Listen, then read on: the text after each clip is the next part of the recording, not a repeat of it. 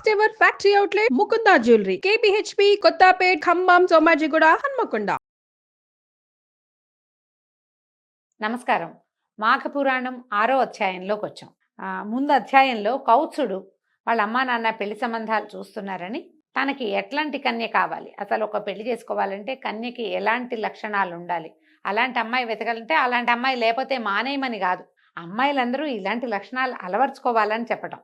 అమ్మాయి కోసం వెతుకుతారు, కాగడ వేసి పెట్టినా కనపడదు. మరి అమ్మాయికి ఈ అబ్బాయికి పెళ్ళవదా, మరి ఆ లక్షణాలు లేని పిల్లలకి పెళ్ళిళ్ళు అవ్వకపోతే ఎట్లా? ఇది కదా మనం ఆలోచించుకోవాలి. ప్రతి వాళ్ళు ఇలాంటి మంచి లక్షణాలు అలవర్చుకుంటే మంచిదని పురాణం చెప్తోంది. ఈ గాథని వశిష్ఠ మహర్షి దిలీప మహారాజుకి తెలియజేస్తున్నారు. ఈ పెళ్లి సంబంధాలు వెతికే సమయం వచ్చేసరికల్లా వీళ్ళకి భోగాపురంలో సదాచార సంపన్నుడు, దైవభక్తి పరాయణుడైన ఒక సద్బ్రాహ్మణుడు ఉండేవాడు. అతనికి సద్గుణరాశి, శీలవతి, సౌందర్యవతి అయిన ఒక కుమార్తె కలదు. ఆమె పేరు సుశీలట. బుద్ధిమంతురాలైన సుశీల బాల్యం నుంచే భగవంతుడి పట్ల మిక్కిలి భక్తితోటి ఉండేది. ఎల్లప్పుడూ ఏదో ఒక వ్రతాన్ని కానీ పూజను కానీ చేస్తూ ఉండేది. పురాణ గాథలంటే ఆమెకి ఎంతో ప్రీతి. నిత్యము దైవభక్తి అందే కాలం గడిపేది. కొంతకాలం గడిచాక ఆమెకి యుక్త వయసు వచ్చి చక్కని అందాల భరిణగా అతిలోక సౌందర్యవతిగా రూపుదిద్దుకుంది. పిల్ల కొంచెం పెద్దదైంది, భక్తిగా బుద్ధిగా ఉండేదన్నమాట. సద్గుణరాశి, సౌందర్యవతి అయినటువంటి సుశీల గుణగణాలు తెలుసుకున్న మృగశృంగుడు ఆమెను వివాహం చేసుకోవడానికి ఉత్సాహం కనబరిచాడు. సరే, వీళ్ళ అమ్మా నాన్న పెళ్లి సంబంధం మాట్లాడుకున్నారు. పెళ్ళిళ్ళు పైగా ఏంటంటే ఆ రోజులు ముహూర్తాలు తక్కువ ఉన్నాయి, కొంచెం గ్యాప్ వచ్చిందనమాట సంబంధం స్థిరపరచుకున్నాక. ఇది ఇలా ఉండగా అది మాఘమాసం అవటం చేత ఒకనాడు సుశీల తన ఇద్దరు స్నేహితురాళ్లతో కలిసి కావేరీ నదికి నదీ స్నానానికి వెళ్ళింది. ఇది ఎప్పుడు జరుగుతుంది? కావేరీ నదీ స్నానం అంటే ఉదయమే, సూర్యోదయానికి పూర్వం. ఒక్కరవ కను చీకటిగా ఉంది, మరీ చీకటి లేదు, ఎందుకంటే చలికాలం తగ్గిపోతుంది కదా. కానీ కొంచెం ఒక మాదిరి కను చీకట్లో ముగ్గురు ఆడపిల్లలు కలిసి ఈ నదీ స్నానానికి కావేరీ నదికి బయలుదేరారు. ఇలా వెళ్తూ ఉంటే ఈ కావేరీ నది సమీపంలో ఉన్నటువంటి ఒక పెద్ద అడవిలోంచి, చాలా పెద్ద అడవులు ఉండేవట. ఇప్పుడు కూడా ఏంటంటే జనావాసాలు వచ్చేసాయి కదండి. మనం నది అవతల చూస్తే అన్ని చెట్టతోటి నిండినట్టు కనపడుతుంది మనకి. ఆ అడవిలోంచి ఒక మదించిన పెద్ద ఏనుగు పరిగెత్తుకుంటూ వచ్చిందట. భయంకరంగా ఘీంకారాలు చేస్తూ కనిపిస్తున్న వాళ్ళందరినీ కాళ్లతో తొక్కుతూ, తొండంతో విసిరేస్తూ నానాభీభత్సంగానూ చేస్తుంది. ఏనుగులు మదించేసరికల్లా ఈ రకమైన ఇబ్బంది వస్తుంది. వాటికి ఆడ ఏనుగు కనపడితే కొంచెం తగ్గిపోతాయి. ఆ మదించిన దాంట్లో అవి పరిగెత్తుకొచ్చినప్పుడు జనాలు హాహాకారాలు చేసి పరిగెడతారు. కొంతమంది దాన్ని ఆపడానికో దాన్ని కొట్టడానికో ప్రయత్నం చేస్తారు. అవి చూసిన కొద్దీ దానికి ఇంకా తిక్కెక్కిపోతుంది, పై ఉత్సాహం పెరిగిపోతుంది కూడా, దానికి ఆ తిక్క పెరిగిపోతుంది. ఈ జనాలంతా హాహాకారాలు చేసి తలాకు పక్కకి కకావికలుగా పరిగెడుతూ ఉంటే ఈ ముగ్గురు ఆడపిల్లలు ఆ ఏనుక్కి కనిపించారు. అది కాస్త ఈ అమ్మాయిల వెనకాల పడిందట. మదించిన మత్తగజాన్ని, దాని ఏనుగును చూసి దాని ఘీంకారాన్ని విన్నటువంటి ముగ్గురు స్త్రీలు భయపడి తమ శక్తి కొలది పరిగెత్తేశారట.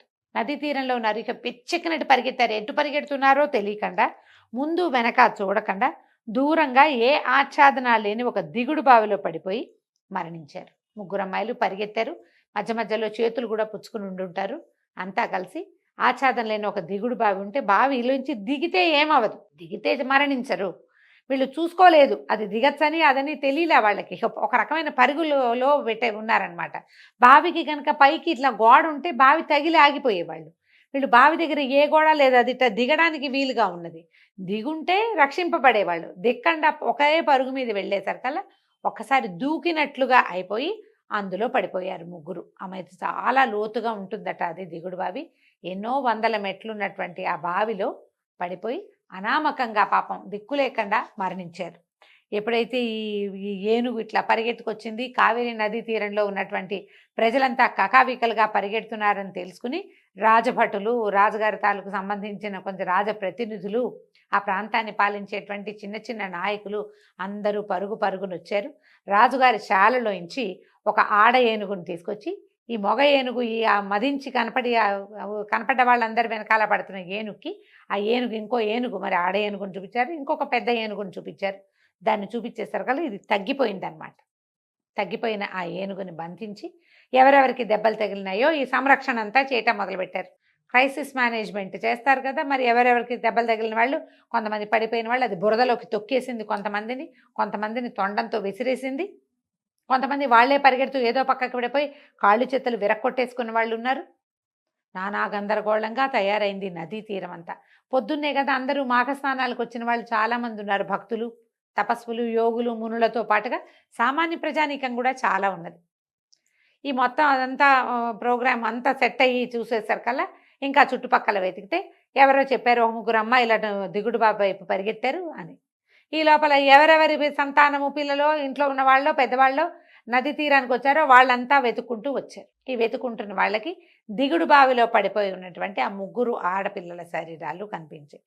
ఈ పైకి తెలిసేసరికి ఆ సంగతి తెలిసి వాళ్ళ తల్లిదండ్రులు బావి వద్దకు వచ్చి మృతదేహాలని పైకి తీసి దిక్కులు పిక్కటెళ్ళేలాగా ఏడటం మొదలుపెట్టారు, అయ్యో అని. మృగశృంగుడి కూడా ఈ వార్త తెలిసింది. పరుగున వచ్చాడు. మరి పెళ్లి కుదుర్చుకున్నారు. అందులో ఒక అమ్మాయి ఇతని కాబోయే భార్య. ఈ రోధిస్తున్న వాళ్ళ బంధువులు చూసి చలించిపోయాడు. ఎంత దుఃఖం వచ్చిందో అతనికి. ఆ విషాదమైన దృశ్యం చూసి చాలా హృదయం కలిచేసింది. ఎందుకు ఇట్లా జరిగింది, ఎలాగైనా వీళ్ళని బతికించాలని నిర్ణయించుకొని వాళ్ళ తల్లిదండ్రులతోటి ఏం చెప్పాడంటే, ఈ మృతదేహాల్ని ఖననం కానీ దహనం కానీ చేయదు. వీళ్ళు కన్యకలే, ముగ్గురు వివాహం కాని వాళ్ళు.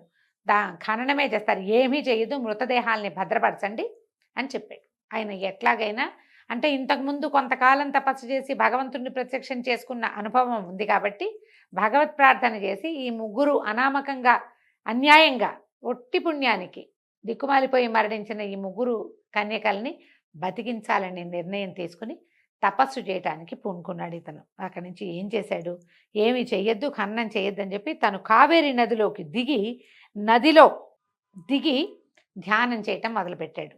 ఇంతలో ఆ ఏనుగు కాస్త లొంగి వాళ్ళతో పాటు వెళ్తున్నట్టుగా ఉన్నది. మళ్ళీ పిచ్చి పట్టినట్టుగా పిచ్చిగా భీకరంగా ఘీంకారం చేసుకుంటూ ఈ నీళ్లలో తపస్సు చేసినటువంటి మృగశృంగుడి దగ్గర నీటిలోకి పరిగెత్తుకుంటూ వచ్చిందనమాట. ఈయన నీళ్లలో కూర్చున్నాడు, నీటి అడుగును కూర్చుని తపస్సు చేసుకుంటున్నాడు, ధ్యానం చేస్తున్నాడు. ఆ ఏనుగు తనని పట్టుకున్న తాళ్ళని మనుషుల్ని విదిలించేసి ఒక పెద్ద పెట్టుని పిచ్చెత్తిన దానిలాగా నీళ్లలోకి కావేరీ నదిలోకి పరిగెత్తుకుంటూ వచ్చింది. ఆ రావడం లోపల తపస్సు చేస్తున్నటువంటి మృగశృంగుడి దగ్గరకు వచ్చింది. మృగశృంగుడు చెలించలేదు, భయపడలేదు. తదేక ధ్యానంతో ధ్యానమే చేస్తూ ఉండిపోయాడు.